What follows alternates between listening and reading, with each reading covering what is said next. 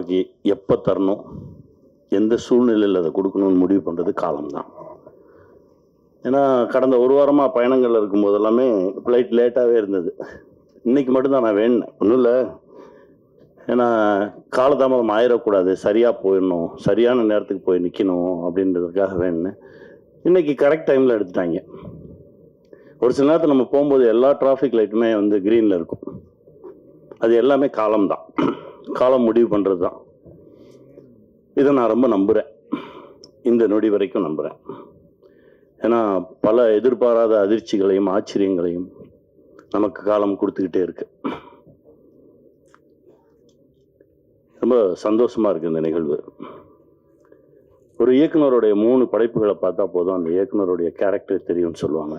அது இயக்குனருக்கு மட்டும் இல்லை, தயாரிப்பாளருக்கும் பொருந்தும்னு நான் நினைக்கிறேன். அப்படிதான் நான் என் தம்பி சுரேஷை பார்க்குறேன். அவர் எடுத்திருக்க திரைப்படங்களை எடுத்து பார்க்கும்போதே அவர் யாருன்னு நமக்கு தெரிஞ்சது. அவரோட பயணம் பண்ணணும்னு ஒரு ஆசை வந்தது. அந்த மேடையில் தியாகு சாரை பார்த்தோன்னே இன்னும் கூடுதல் சந்தோஷம்.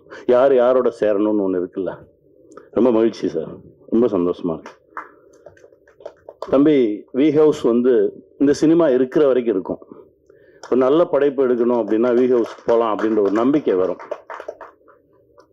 ரொம்ப சந்தோஷமா இருக்கு. அப்புறம் என் அண்ணன் தம்பிராம அண்ணன், அவரை பற்றி நான் சொல்லணும்னா பேசிக்கிட்டே இருக்கலாம். எந்த கதை எழுதினாலும் என் அண்ணனை வச்சு தான் எழுதுவேன். நான் இப்போ கூட ஒரு கதை எழுதி முடித்தேன், அண்ணனை வச்சு தான் எழுதுவேன். நாங்கள் 2 பேரும் சந்திச்சோன்னா கதைகள் மட்டும்தான் பேசிக்கிட்டே இருப்போம். ஒரு 5 நிமிஷத்துல நான் ஒரு கதை சொல்லுவேன், அப்புறம் அண்ணன் ஒரு கதை சொல்லுவாங்க. மாறி மாறி மாறி கதைகள் தான் போயிட்டே இருக்கும். அதில் இந்த சமூகத்துக்கு ஏதாவது ஒன்று சொல்லிடுவோம். ஏன்னா நமக்கு இவ்வளோ பெரிய இடத்த கொடுத்த சினிமா மூலமாக நாம் ஏதாவது ஒன்று சொல்லிடுவோம்னு சொல்லி முயற்சி பண்ணிட்டு இருக்கேன் தான். இப்போ ஆல்மோஸ்ட் ஒரு 10 படம் பண்ணோன்னே அப்படின்னு நான் பேச்சுக்கு சொன்னேன். இப்போ 5வது படைப்புக்கு வந்திருக்கோம். இன்னும் 5 படம் இருக்கு. அதற்கு மேலும் ஒரு ஆசை இருக்கு, அது நடக்கும்னு நம்புறேன்.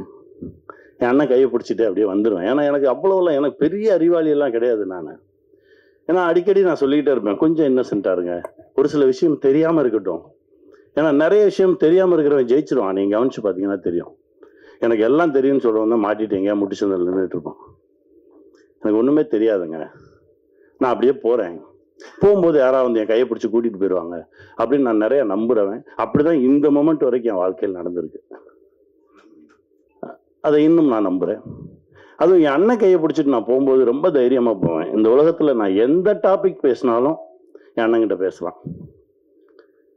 நீங்க அரசியலா பேசலாம், சினிமாவா பேசலாம், இலக்கியமா பேசலாம், எது பேசினாலும் அண்ணன் அதுல இருந்து தனியா மொத்தமா, இப்ப நடிகரா இருக்காரா அது அப்படியே தள்ளி வச்சுட்டு இலக்கியவாதி ஆவார், ஒரு அரசியல்வாதி ஆவார். எல்லாமே